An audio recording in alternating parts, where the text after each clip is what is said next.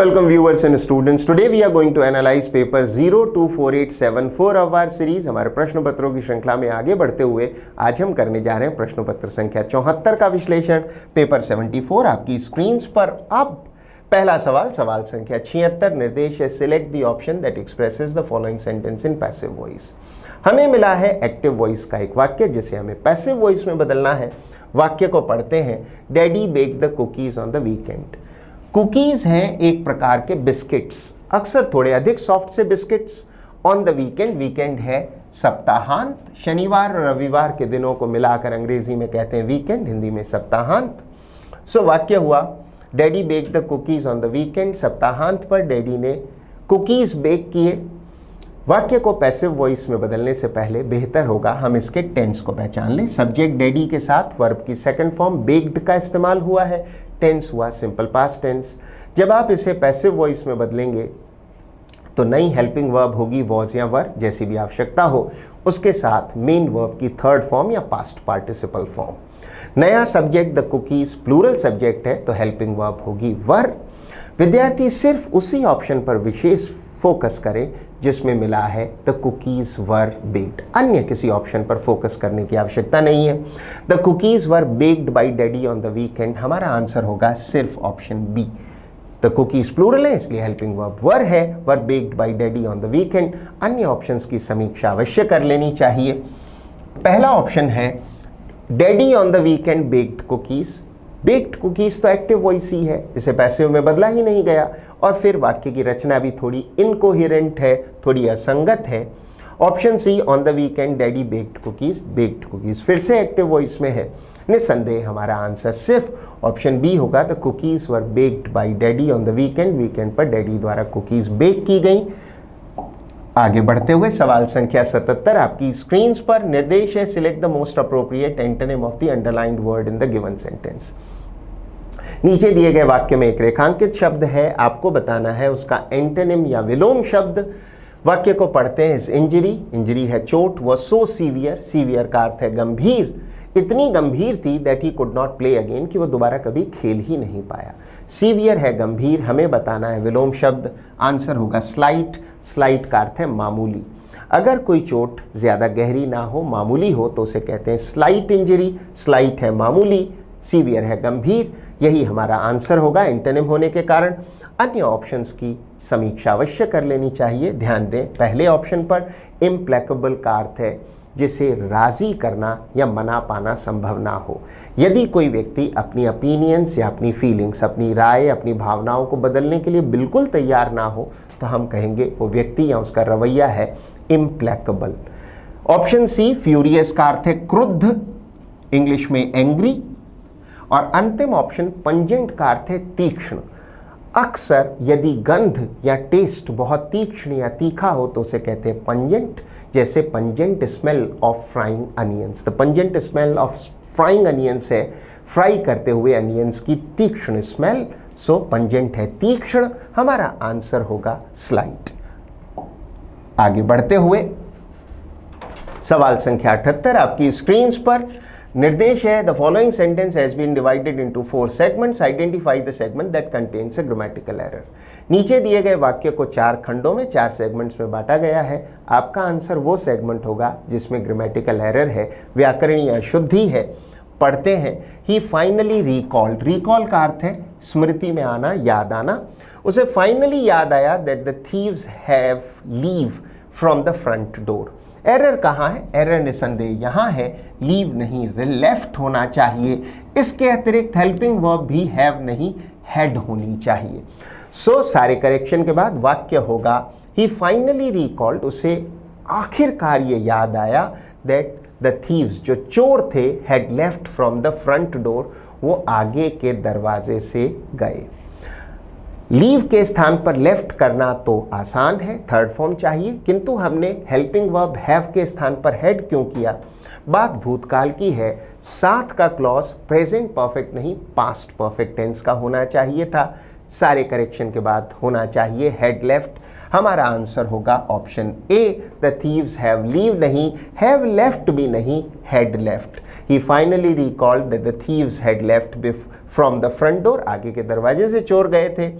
अन्य किसी ऑप्शन में कोई एरर नहीं है, बाकी सारे सेगमेंट सही हैं। हमारा आंसर होगा ऑप्शन ए। आगे बढ़ते हुए सवाल संख्या 79 आपकी स्क्रीन पर। हमें फिर से बताना है एंटोनिम प्रश्न शब्द का। प्रश्न शब्द है प्लेजर, जिसका अर्थ है आनंद। हमारा आंसर होगा ऑप्शन डी। विलोम शब्द है प्लेजर, आनंद का ब्लेंडनेस। विद्यार्थी ध्यान दें, ब्लेंड का अर्थ है बेस्वाद या नीरस। नाउन होगी ब्लेंडनेस। बेस्वादपन या नीरसता आनंद का ओपोजिट है बेस्वादपन, नीरसता। अन्य ऑप्शंस अवश्य देखें। इनएडिक्वेसी का अर्थ है अपर्याप्तता। इंग्लिश में सिनोनिम हो सकता है इनसफिशिएंसी। इनसफिशिएंसी या इनएडिक्वेसी का अर्थ है अपर्याप्तता। जॉय सिनोनिम है प्रश्न शब्द का। जॉय का अर्थ है आनंद। यदि सिनोनिम पूछा जाता, पर्यायवाची पूछा जाता, तो ऑप्शन 2 होता। फियर का अर्थ आप जानते हैं भय। हमारा आंसर ऑप्शन डी ही रहेगा। आगे बढ़ते हुए सवाल संख्या 80 आपकी स्क्रीन पर वन वर्ड सब्स्टिट्यूशन का प्रश्न है। निर्देश है select the option that can be used as a one word substitute for the underline group of words. आपके पास एक रेखांकित ग्रुप ऑफ वर्ड्स है, इसका सब्स्टिट्यूशन करें नीचे दिए गए किसी ऑप्शन से। पढ़ते हैं, due to the upcoming official visit to a company, Rajiv has a mental और emotional strain caused by demanding circumstances. Due to का अर्थ है के कारण, अपकमिंग है भावी। एक भावी औपचारिक विजिट होनी है किसी कंपनी को, उसको लेकर राजीव हैज अ मेंटल, मानसिक, और इमोशनल है भावनात्मक, स्ट्रेन है दबाव। Caused by demanding circumstances. Demanding का अर्थ है बहुत दुष्कर या कठिन कोई काम जो आपकी बहुत ऊर्जा या समय की मांग करे, वो हुआ डिमांडिंग। दुष्कर कठिन, सर्कमस्टांसेस है हालात। सब्स्टिट्यूशन करना है अ मेंटल और इमोशनल स्ट्रेन, मानसिक या भावनात्मक दबाव जो कि डिमांडिंग या दुष्कर परिस्थितियों से आए। हमारा आंसर होगा स्ट्रेस। शब्द स्ट्रेस का अर्थ है तनाव। तनाव ही वो मानसिक या भावनात्मक दबाव है। अन्य ऑप्शंस को देख लेते हैं। ऑप्शन ए रिलक्टेंस का अर्थ है अनिच्छा, किसी चीज को काम आदि को ना करने की इच्छा हो, बिल्कुल इच्छा नहीं हो रही, तो आपको जो फीलिंग है वो है रिलक्टेंस। एक सिनोनिम हो सकता है अनविलिंगनेस। विद्यार्थी ध्यान दें, अनिच्छुक को कहते हैं रिलक्टेंट, अनिच्छा को कहेंगे रिलक्टेंस। सिनोनिम होगा अनविलिंगनेस, अनिच्छा। पेनल्टी का अर्थ है जुर्माना या दंड, और डिप्रेशन आप जानते हैं अवसाद। कुछ विद्यार्थी सोचते होंगे कि डिप्रेशन आंसर क्यों नहीं। डिप्रेशन एक ज़्यादा गंभीर स्थिति है। अवसाद एक ऐसी स्थिति है जहां तनाव और चिंता लगभग स्थायी रूप से आपके व्यक्तित्व में आ गए हैं और इसने एक बीमारी का रूप ले लिया है। हमें सिर्फ दुष्कर परिस्थितियों से आए हुए दबाव की बात मिली है, इसलिए स्ट्रेस आंसर होगा। डिप्रेशन एक ज़्यादा इंटेंस या तीव्र शब्द है जिसका अर्थ है अवसाद। हमारा आंसर ऑप्शन बी ही होगा। स्ट्रेस, रिलेक्टेंस अनिच्छा नहीं, पेनल्टी जुर्माना या आर्थिक दंड नहीं, डिप्रेशन अवसाद भी नहीं। आगे बढ़ते हुए सवाल संख्या 81 रीअरेंजमेंट ऑफ सेंटेंसेस का एक प्रश्न है। एक पैराग्राफ के हिस्सों को ऊपर नीचे रैंडम या बेतरतीब क्रम में लिख दिया गया है। हमें उन्हें रीअरेंज करना है, अनस्क्रैम्बल करना है। करने की विधि आप जानते हैं, पहली बार में हल करने की कोशिश ना करें, खंडों को जैसे दिया है वैसे पढ़ें और फिर सही क्रम में अरेंज करने की कोशिश करें। पढ़ते हैं। Benefits of reading have been underlined for ages together. Underline का अर्थ है रेखांकित करना या हाईलाइट करना, किसी चीज पर जोर देना। फॉर एजेस, एजेस का अर्थ है बहुत लंबे समय से, अर्थात युगों से, सदियों से। तो पढ़ने के महत्व हैं, उनको हमेशा से रेखांकित किया गया है, लंबे काल से, सदियों से, या फिर उसको हाईलाइट किया गया है, महत्व दिया गया है। Once they understand the sensibleness behind reading. Sensibleness का अर्थ है संवेदनशीलता या विवेकशीलता, विवेकशीलता या संवेदनशीलता behind reading. They would pass its on to others as well. They would pass its नहीं, दे वुड पास इट होना चाहिए। They would pass it on to others as well. Pass it on का अर्थ है दूसरों को भी देना। यदि आप कोई संस्कार आदि सीखते हैं और अपने बच्चों को या अपनी भावी पीढ़ी को सिखा रहे हैं तो आप इसे पास इट ऑन कर रहे हैं। They would pass it on to others as well, तो वो फिर इसे आगे भी बढ़ाएंगे। It brings both knowledge and wisdom. Knowledge है ज्ञान, विजडम है बुद्धि। दुनिया भर की जानकारी, किसी विषय आदि की जानकारी नॉलेज है। सही गलत की समझ जो अनुभव से आती है वो है wisdom. To the readers by virtue of practice at home. By virtue of का अर्थ है के कारण या के माध्यम से। Of practice at home this can be suggested to the young ones. Young ones का अर्थ है कम उम्र के लोग, बच्चे आदि, और घर पर अभ्यास करने के माध्यम से इसे सुझाया जा सकता है बच्चों को, कम उम्र के लोगों को। इतना पढ़ने पर हम आसानी से समझ गए हैं कि ये पढ़ने के महत्व के बारे में है और इसे कैसे आगे बढ़ाया जाए। इन 4 खंडों में सबसे आसान लिंक हमारे पास बनते हैं ए, सी और सी, डी। सबसे पहले ए खंड, ये इंट्रोडक्टरी खंड है, शुरुआत ही यहीं से हो रही है बात की। Benefits of reading have been underline for ages together. सदियों से, बड़े लंबे समय से पढ़ने के महत्व को रेखांकित किया जाता रहा है, हाईलाइट किया जाता रहा है। उसके उपरांत होना चाहिए सी। यहाँ इट प्रोनाउन है, विद्यार्थी ध्यान दें, रीडिंग के लिए। It brings both knowledge and wisdom to readers. ये पढ़ने वाले पाठकों को ज्ञान भी देता है और बुद्धि भी देता है, सही गलत की समझ भी देता है। इसके उपरांत होना चाहिए D, by virtue of practice at home. घर पर अभ्यास करने के माध्यम से या के कारण this can be suggested to the young ones. आप युवाओं को, कम उम्र के बच्चों आदि को भी ये चीज़ सुझा सकते हैं। अंतिम खंड सिर्फ बी ही हो सकता है।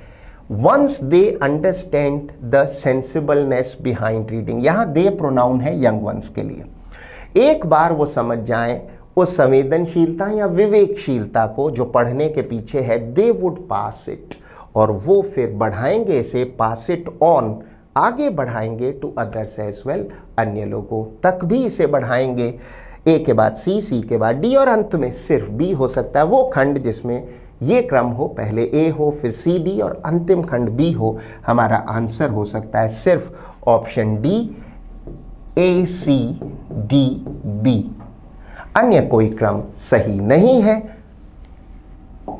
आगे बढ़ते हुए सवाल संख्या 82 आपकी स्क्रीन्स पर अब निर्देश है, select the most appropriate option that can substitute the underlined segment in the given sentence. एक वाक्य है जिसमें एक रेखांकित शब्द है, हमें इसका सब्सटीट्यूशन करना है नीचे दिए गए ऑप्शन से।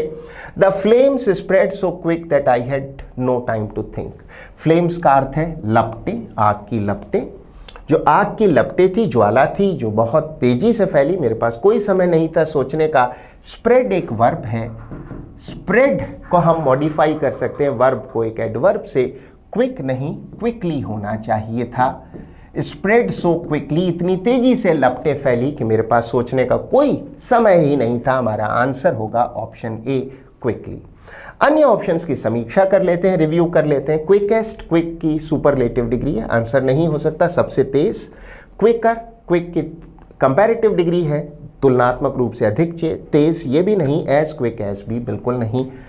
स्प्रेड एक वर्ब है, इसका मॉडिफिकेशन होगा एडवर्ब से। क्विकली आंसर होगा, अन्य कोई ऑप्शन तो इसके निकट भी नहीं पहुंचता। आंसर हुआ ऑप्शन ए। आगे बढ़ते हुए सवाल संख्या 83 आपकी स्क्रीन पर अब निर्देश है, select the option that will improve the underlined part of the given sentence. हमें एक वाक्य मिला है जिसमें एक रेखांकित खंड है, इसे इंप्रूव करना है। इसके उपरांत लिखे 4 ऑप्शंस में से किसी एक से वाक्य को पढ़ते हैं। We'll go to Spain this summer, will we. हमें मिला है एक वाक्य जिसमें है एक टैग क्वेश्चन। टैग क्वेश्चन क्या होता है, एक दो उदाहरणों की सहायता से समझते हैं। She is a good girl, isn't she.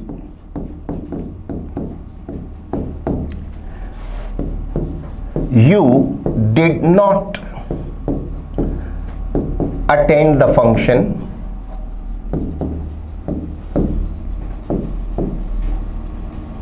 did you। विद्यार्थी ध्यान दें, isn't she, did you tag questions के उदाहरण हैं। जब किसी सेंटेंस के साथ अंत में छोटा सा क्वेश्चन जोड़ा जाए तो उसे कहते हैं टैग क्वेश्चन। नियम है, अगर ओरिजिनल सेंटेंस या मूल वाक्य पॉजिटिव या अफर्मेटिव है तो टैग नेगेटिव होगा, और यदि ओरिजिनल या मूल वाक्य पॉजिटिव या अफर्मेटिव की जगह नेगेटिव है तो फिर टैग स्वयं पॉजिटिव होगा। टैग क्वेश्चंस का क्या उद्देश्य है? अक्सर अपनी बात में अपना कॉन्फिडेंस या आत्मविश्वास बताना और इससे भी ज़्यादा सामने वाले व्यक्ति की सहमति लेना, बातचीत में उसे शामिल करना ताकि वो भी अपनी सहमति दे। उदाहरण के तौर पर अगर मैं किसी को कहता हूँ she is a good girl isn't she, वो एक अच्छी लड़की है, नहीं है क्या? तो सामने वाला व्यक्ति सहसा कहेगा हाँ हाँ ज़रूर है। तो मैं उससे उस व्यक्ति की सहमति प्राप्त कर रहा हूँ अपने वाक्य में, अपने विचार पर। You did not attend the function did you, तुमने तो फंक्शन में हिस्सा नहीं लिया था क्या? तो व्यक्ति कहेगा नहीं नहीं, बिल्कुल नहीं, ऐसी मेरी अपेक्षा है। तो मैं उससे उसकी सहमति ले रहा हूं अपने वाक्य पर। मूल वाक्य पॉजिटिव तो टैग नेगेटिव, मूल वाक्य नेगेटिव तो टैग पॉजिटिव। हमारे सवाल पर फिर से लौटते हैं। We'll go to Spain this summer, इस गर्मी में हम स्पेन जाएंगे। वाक्य सिंपल फ्यूचर टेंस का है, अफर्मेटिव वाक्य है, पॉजिटिव वाक्य है, टैग नेगेटिव होना चाहिए था। एक और विशेष बात विद्यार्थी ध्यान दें, टैग क्वेश्चंस में हमेशा कॉन्ट्रैक्टेड या शॉर्ट फॉर्म होगी। मीन्स आवश्यकता पड़ने पर हैज़ नॉट नहीं हैज़ंट होगा, आवश्यकता पड़ने पर हैडंट होगा ना कि हैड नॉट। इसी तरह वुड नॉट नहीं वुडंट होगा, कॉन्ट्रैक्टेड या शॉर्ट फॉर्म होगी। चूंकि विल पॉजिटिव है, नेगेटिव होना चाहिए विल नॉट, और विल नॉट की कॉन्ट्रैक्टेड फॉर्म होती है वोंट, WON''T। विद्यार्थी ध्यान दें, वुडंट की कॉन्ट्रैक्टेड या शॉर्ट फॉर्म है, वुड नॉट की कॉन्ट्रैक्टेड या शॉर्ट फॉर्म है वुडंट, जबकि विल नॉट की कॉन्ट्रैक्टेड या शॉर्ट फॉर्म है वोंट। होना चाहिए था वोंट वी। इस गर्मी में हम स्पेन जाएंगे, वोंट वी नहीं जाएंगे क्या? सामने वाला मोस्ट लाइकली कहेगा हाँ हाँ अवश्य जाएंगे। हमारा आंसर होगा ऑप्शन बी। अन्य कोई ऑप्शन सही नहीं हो सकता, शुड वी, कांट वी या डोंट वी नहीं। विद्यार्थी एक और बिंदु पर ध्यान दें। कुछ लेखकों के मुताबिक यदि सब्जेक्ट वी या आई हो और टैग क्वेश्चन का वाक्य हो तो इंटेरोगेटिव वाक्य में शैल को विल पर प्रधानता देनी चाहिए, ऐसा कुछ लोगों की मान्यता है। यदि ऐसा होता तो ये वाक्य ऐसा भी लिखा जा सकता था, we shall go to Spain this summer, और फिर टैग क्या होता?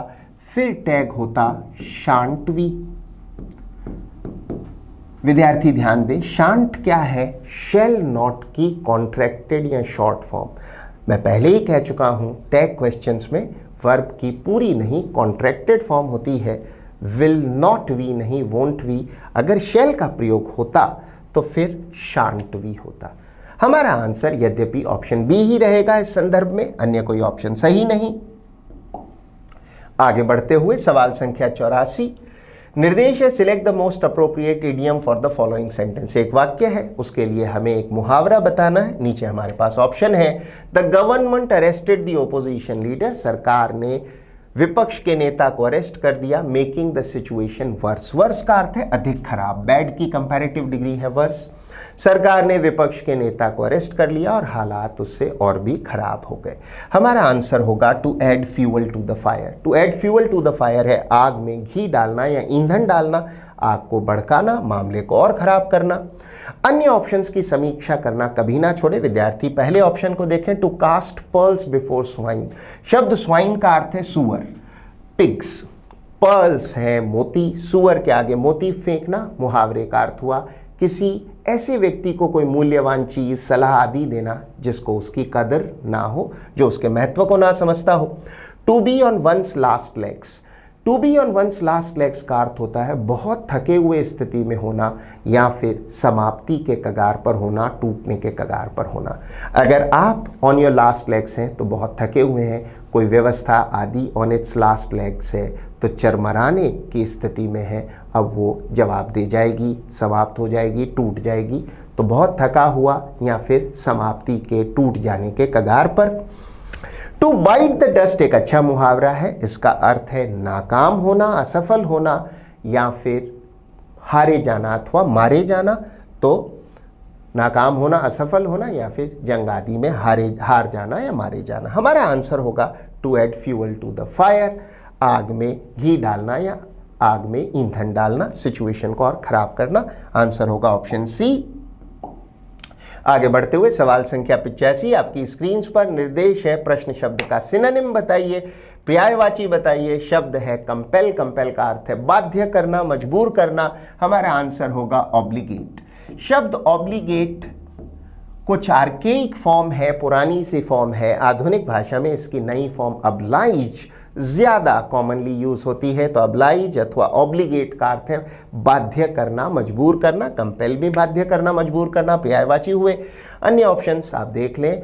अलाउ आप जानते हैं अनुमति देना, स्टॉप आप जानते हैं रोकना, गिव का अर्थ आपको पता है देना। हमारा आंसर ऑप्शन डी होगा।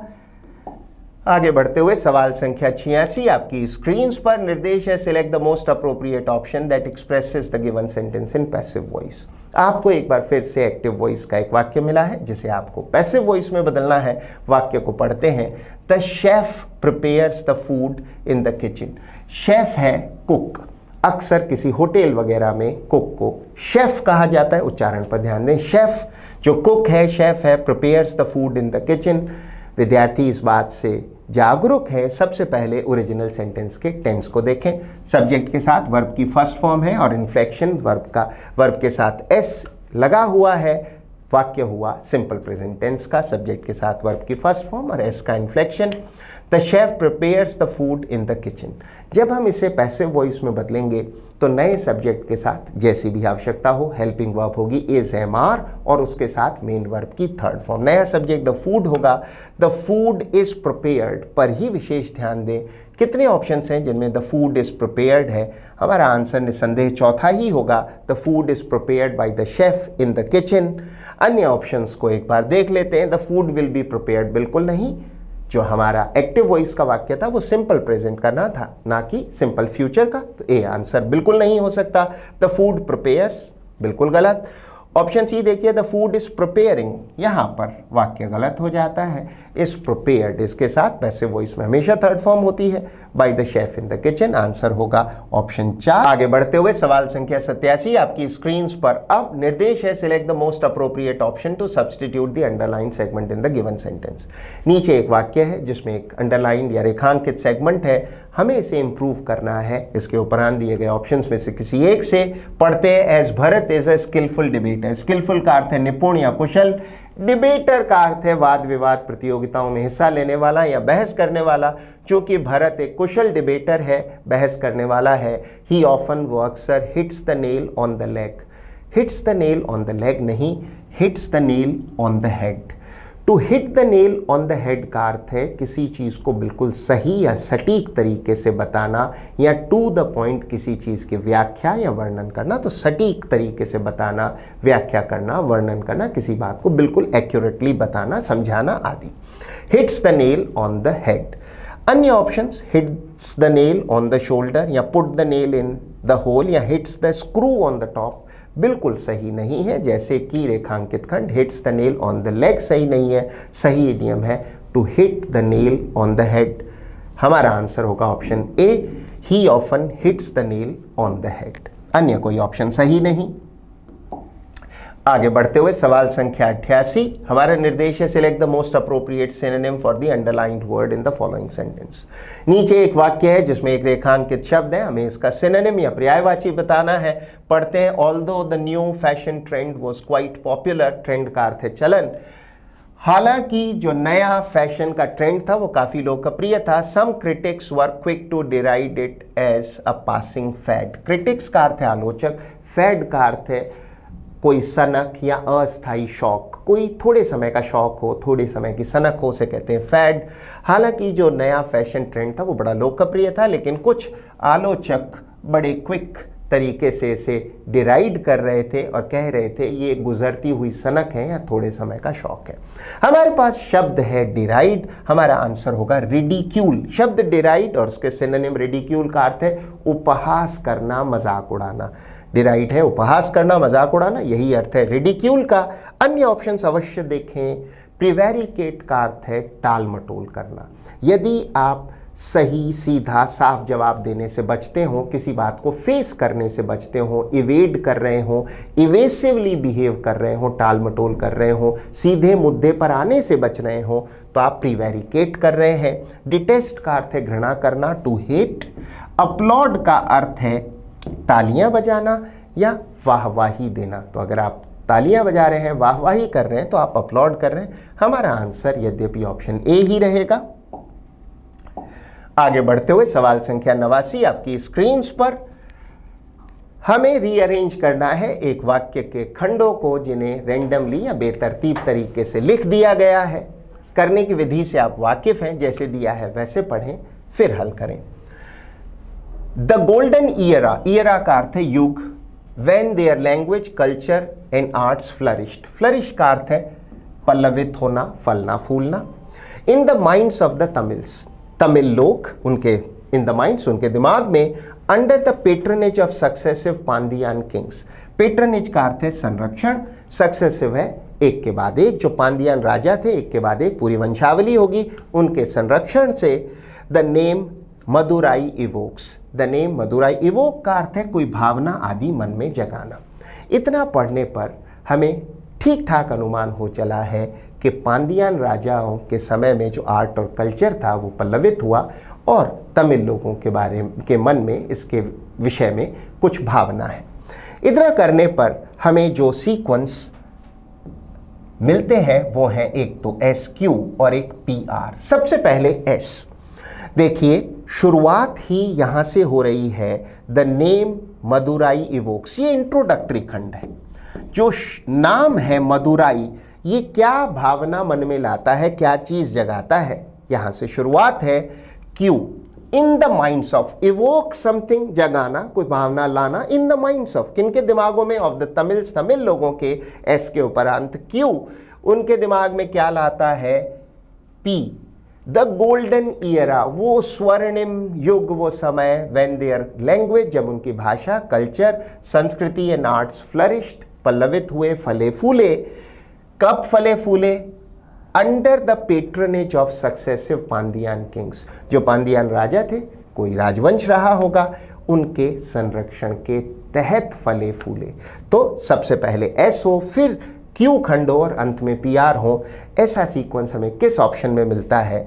आंसर होना चाहिए सिर्फ B, SQPR। फिर से पढ़ के देखें। The name Madurai evokes in the minds of Tamils, Tamil लोगों के दिमाग में, the golden era when their language, culture and arts flourished under the patronage of successive Pandyan kings, जो एक के बाद एक पांडियान राजा थे, उनके संरक्षण में। हमारा आंसर होगा ऑप्शन B। आगे बढ़ते हुए सवाल संख्या 90 आपकी स्क्रीन पर। अब निर्देश है select the option that can be used as a one word substitute for the given group of words. One word substitution का प्रश्न है, पढ़ते हैं। A book where names and addresses of people living in an area are kept. A book where और in which names and addresses of people living in an area are kept is called a directory. Hindi में निर्देशिका। गुजरे ज़माने में लोग बड़े चाव से अपने घरों में टेलीफोन डायरेक्टरी रखा करते थे। शहर भर के लोगों के नाम, पते और फ़ोन नंबर्स उसमें दर्ज हुआ करते थे। हिंदी में निर्देशिका। विद्यार्थी अन्य ऑप्शंस पर हमेशा ध्यान दें। डायरी का अर्थ आप जानते हैं। इंसाइक्लोपीडिया भी एक बहुत इंटरेस्टिंग और इम्पॉर्टेंट शब्द है। हिंदी में कहेंगे विश्वकोश या विश्व ज्ञान कोश। एक ज़माने में 14-15 किताबों का संकलन बड़ा लोकप्रिय होता था, जिसमें विश्व भर के बहुत सारे विषयों पर बहुत इंटरेस्टिंग और महत्वपूर्ण जानकारी दर्ज हुआ करती थी।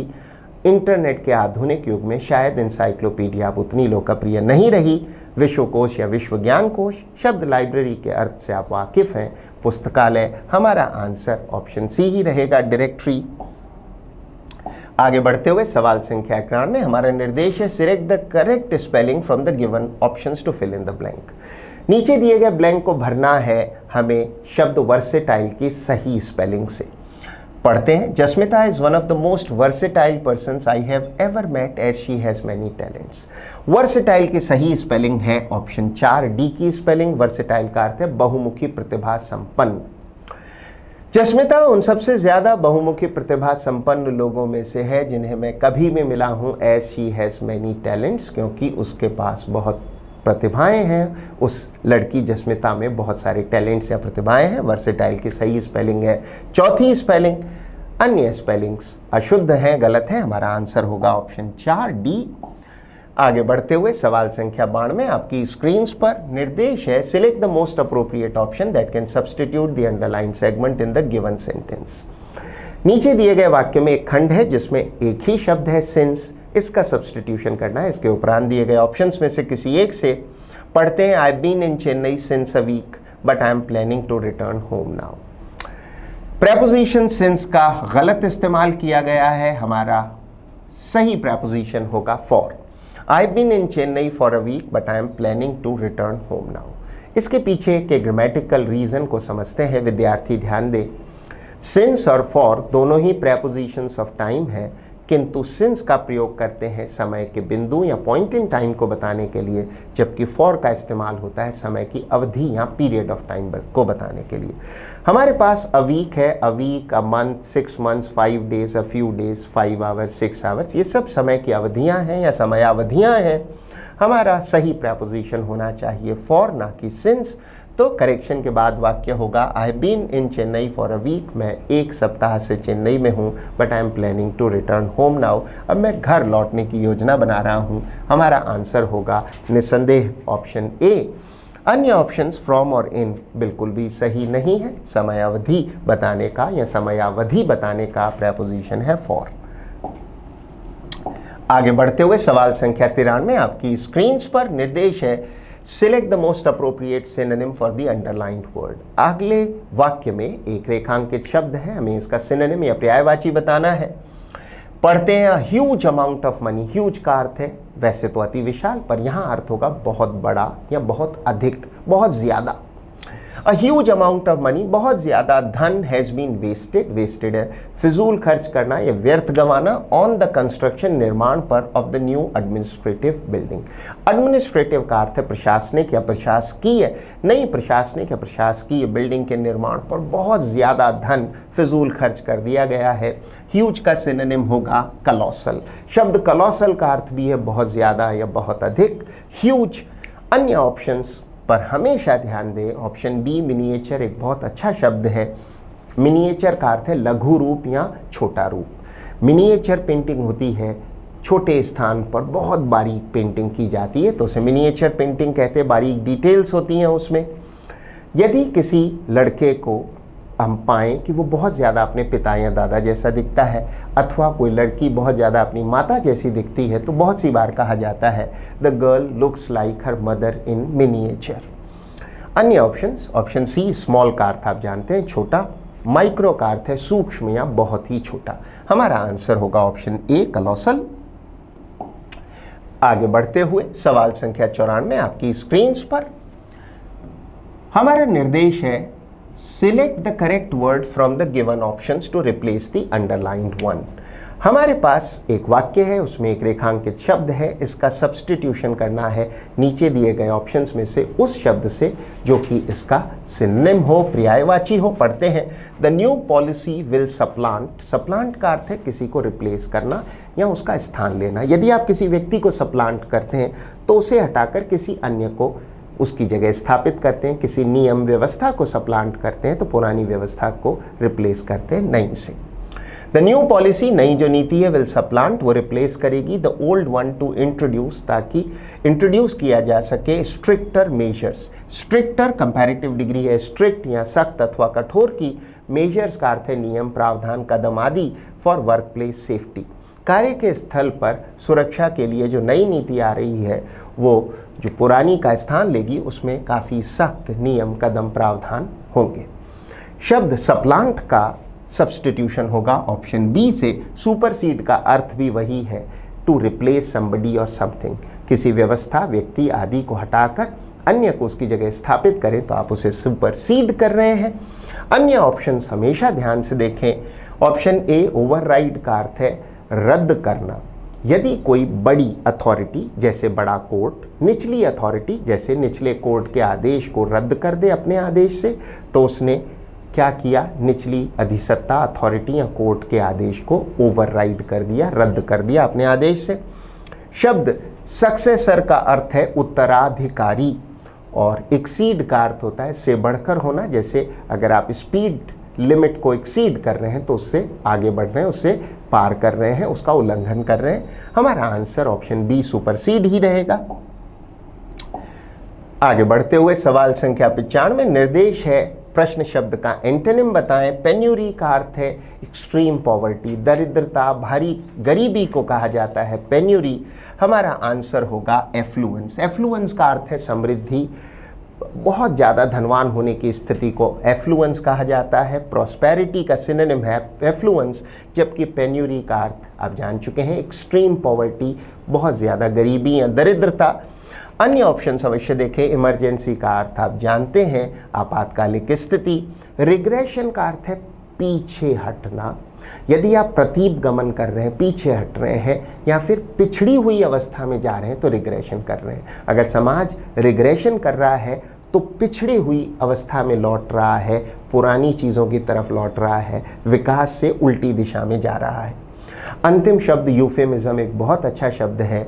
यूफेमिज्म का अर्थ है मृदु शब्द या कम चुभने वाला शब्द, शिष्टोक्ति या शिष्ट शब्द। उदाहरण के तौर पर किसी व्यक्ति को अंग्रेजी में ब्लाइंड या अंधा कहने के स्थान पर अगर आप कहते हैं विजुअली इम्पेयर्ड तो आपने एक यूफेमिज्म का इस्तेमाल किया है। यदि हम किसी व्यक्ति को बहरा या डेफ कहने के स्थान पर कहें हियरिंग इम्पेयर्ड तो वो एक यूफेमिज्म हुआ। इसी तरह हम कहें कोई व्यक्ति मर गया, somebody डाइड के स्थान पर कहें पास्ड अवे तो वो एक यूफेमिज्म होगा। मृदु शब्द होगा, शिष्टोक्ति होगी या कम चुभने वाला शब्द होगा यूफेमिज्म। हमारा आंसर एफ्लुएंसी रहेगा क्योंकि पेन्यूरी दरिद्रता है, भारी गरीबी है और एफ्लुएंस है समृद्धि, धनवान होने की स्थिति। आगे बढ़ते हुए सवाल संख्या 96 से 100, एक cloze test fill in the blanks का समुच्चय। इसे हल करने की विधि से आप वाकिफ हैं। जैसे दिया है वैसे ही पैसेज को पढ़ें, पहली बार में हल करने की चेष्टा ना करें। यदि समय का अभाव हो, समय अपर्याप्त हो तो आधा पैसेज पढ़ें फिर हल करें और हमेशा ब्लैंक के आगे तक पढ़ें। तो पढ़ते हैं। Friendship is one of the most significant aspects है पहलू, सिग्निफिकेंट है महत्वपूर्ण। Dash human life, it is a relationship है संबंध। Based on mutual trust, mutual है आपसी, ट्रस्ट है भरोसा। Respect and support, true friendship is not just about spending time dash but also about sharing each other's joys है आनंद, sorrows दुख and dreams. Good friends are those who stand by us. Stand by का अर्थ होता है समर्थन करना, support करना। In both good times and bad times, providing emotional and moral support. Having good friends can be a source of happiness, source है स्रोत, laughter and comfort. They can also provide different perspectives. Perspectives का अर्थ है दृष्टिकोण and ideas that can help us grow as dash. इतना पढ़ने पर किसी भी विद्यार्थी को खासा अच्छा अनुमान हो जाएगा। ये पैसेज है फ्रेंडशिप के महत्व के बारे में। अब हल करते हैं। Friendship is one of the most significant महत्वपूर्ण एस्पेक्ट्स है पहलू डैश ह्यूमन लाइफ, मनुष्य के जीवन के सबसे महत्वपूर्ण पहलुओं में से एक है फ्रेंडशिप, दोस्ती। अन्य ऑप्शंस देखें। ऑन ह्यूमन लाइफ गलत प्रेपोजिशन होगा, फॉर और बाई भी सही नहीं हो सकते। आगे बढ़ते हुए, of human life, it is a relationship, ये एक संबंध है। बेस्ड ऑन म्यूचुअल ट्रस्ट, आपसी भरोसे पर आधारित। रिस्पेक्ट एंड सपोर्ट, आपसी भरोसे, आपसी सम्मान और समर्थन, सपोर्ट पर आधारित। ट्रू फ्रेंडशिप, सच्ची मित्रता, is not just about spending time dash, spending time together. अच्छी जो मित्रता है वह मात्र साथ समय निभाने के बारे में बात नहीं करती, ये कुछ और भी होती है, ये उससे बढ़कर है। But also about sharing each other's joys, Soros and dreams, एक दूसरे के दुख, खुशियाँ और सपने शेयर करें, आपस में बांटें, ये है सच्ची मित्रता। अन्य ऑप्शंस देखें। सिमल्टेनियसली का अर्थ है एक साथ होने वाला, यदि आप दो काम एक साथ कर रहे हैं तो आप उन्हें सिमल्टेनियसली कर रहे हैं। जॉइंटली है आपस में जुड़े हुए और कलेक्टिवली है मिलकर या संयुक्त रूप से। हमारा आंसर होगा टुगेदर, साथ। अन्य कोई ऑप्शन सही नहीं। आगे बढ़ते हुए, sharing each other's joys, sorrows and dreams. Good friends are those, अच्छे मित्र वो होते हैं हु स्टैंड बाई अस, जो हमारा समर्थन करें। स्टैंड बाई का अर्थ है समर्थन करना, साथ देना। In both good times and bad times providing का अर्थ है देना, इमोशनल एंड मॉरल सपोर्ट जो हमें दें भावनात्मक और नैतिक समर्थन। Having good friends can be a source of happiness, अच्छे मित्र होना स्रोत हो सकता है खुशी का, लाफ्टर हंसी का, एंड कंफर्ट है आराम या राहत का।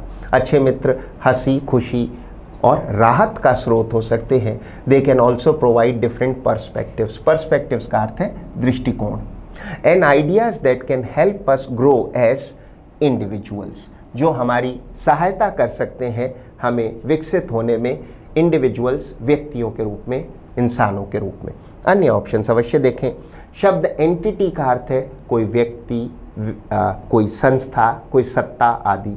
व्यक्ति एक एंटिटी है, एक कंपनी एक एंटिटी है, समाज एक एंटिटी है, सरकार एक एंटिटी है। तो जिसकी अपनी पहचान हो, जिसकी अपनी एक शख्सियत हो, वो एक एंटिटी है। व्यक्ति, कोई संस्था, कोई कंपनी, कोई भी सत्ता। ग्रुप का अर्थ आप जानते हैं समूह, और बीइंग का अर्थ है प्राणी। हमारा आंसर होगा इंडिविजुअल्स, व्यक्ति या लोग। आगे बढ़ते हुए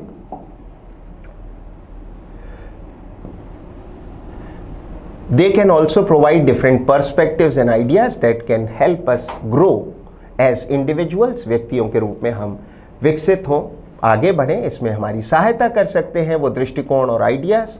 मोर ओवर का अर्थ है इससे बढ़कर या इससे अधिक। Friends can serve as a support system during challenging times, मित्र आपके लिए सपोर्ट सिस्टम हो सकते हैं, सहारे का एक तंत्र हो सकते हैं ड्यूरिंग चैलेंजिंग टाइम्स, चुनौती भरे समय में। ऑफरिंग वर्ड्स ऑफ इंकरेजमेंट है प्रोत्साहन, वो आपको दे सकते हैं प्रोत्साहन के शब्द। And helping us navigate through difficult situations, navigate का अर्थ है किसी जगह से होकर गुजरना। कहीं से आप होकर निकलते हैं किसी कठिन मार्ग से, तो आप नेविगेट करते हैं। नेविगेट थ्रू डिफिकल्ट सिचुएशंस, आप होकर गुजर जाएं कठिन परिस्थितियों से। Dash building and maintaining friendship requires, however यद्यपि, हाउएवर का अर्थ है यद्यपि या हालांकि बिल्डिंग बनाना, एंड मेंटेनिंग है बनाए रखना। फ्रेंडशिप्स दोस्ती बनाना और दोस्तियां बनाए रखना रिक्वायर्स एफर्ट, उसमें आपको एफर्ट करनी पड़ती है, कोशिश प्रयास करना पड़ता है। पेशेंस धैर्य है, एंड अंडरस्टैंडिंग है समझ आपको रखनी पड़ती है। अन्य ऑप्शंस देख लेते हैं। सिमिलरली बिल्डिंग नहीं होगा, एंड और बिकॉज भी नहीं होगा, बिकॉज है क्योंकि, एंड है तथा। हमारा आंसर होगा हाउएवर, हालांकि। अभी तक हम फ्रेंडशिप के फायदे बता रहे थे, अब हम बता रहे हैं हालांकि इसमें कुछ और भी पक्ष है, हमें कुछ और करना भी पड़ेगा, इसमें कुछ और आवश्यकता भी होती है। सो हाउएवर यद्यपि या हालांकि। आगे बढ़ते हुए requires effort, patience and understanding. It is important, महत्वपूर्ण है ये बात, to be there for each other, आप उपलब्ध रहें एक दूसरे के लिए। लिसन टू ईच अदर, एक दूसरे की बात सुने। And respect each others boundaries, boundaries का अर्थ है सीमाएं, और एक दूसरे की सीमाओं का सम्मान करें। एक लिमिट के बाद दोस्त के जीवन में हस्तक्षेप ना करें। बाउंड्रीज का सम्मान करने का अर्थ है सीमाओं का ध्यान रखना, उनका सम्मान करना। इट इज इंपॉर्टेंट, ये महत्वपूर्ण है, to remember that friendships can evolve का अर्थ है विकसित होना, कि फ्रेंडशिप विकसित हो सकती हैं एंड चेंज ओवर टाइम, समय गुजरने के साथ दोस्तियां विकसित होती हैं और बदलती हैं। एंड इट इज ओके, और ये ठीक है, ओके का अर्थ है ठीक है। टू लेट गो ऑफ का अर्थ है जाने देना, उनको नहीं रोकना, जाने देना। जा रहे हैं तो जाएं। टॉक्सिक फ्रेंडशिप्स, टॉक्सिक का अर्थ है विषैली। अगर कोई संबंध ऐसा है जिससे नकारात्मक परिणाम आने वाला है आपके जीवन में, तो वो हुआ टॉक्सिक रिलेशनशिप या विषैला संबंध। सो इट इज़ ओके, ये उचित ही है, ठीक ही है, टू लेट गो ऑफ, जाने देना टॉक्सिक फ्रेंडशिप्स। विषैली मित्रताएं हों तो उनको जाने दें, उन मित्रताओं को तोड़ दें तो कोई बात नहीं, वो ओके है, ठीक है। अन्य ऑप्शन अवश्य देखें।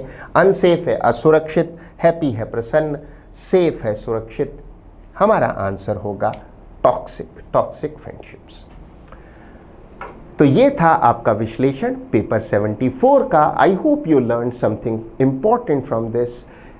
एनालिसिस में सिखाए गए नियमों का अभ्यास करें, एनालिसिस में सिखाई गई वोकैबुलरी को लिखें, नोट करें, याद करें, और बहुत बेहतर होगा अपने एग्जाम्पल सेंटेंसेस में यूज़ करें। So keep working, keep learning, keep trying.